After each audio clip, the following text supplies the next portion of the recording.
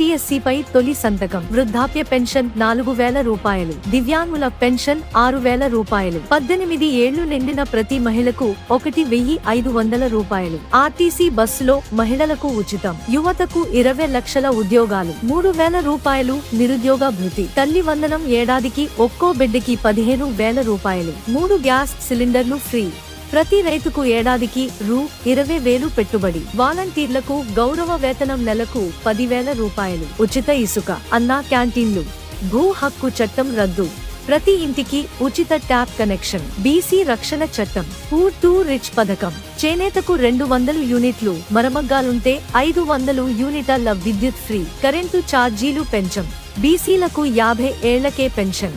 పేదలకు 2 సెంట్ల ఇళ్ల స్థలం. పేదలకు నాణ్యమైన ఇంటి నిర్మాణం. పెళ్లి కానుక 1,00,000 రూపాయలు. విదేశీ విద్య పథకం. పండుగ కానుక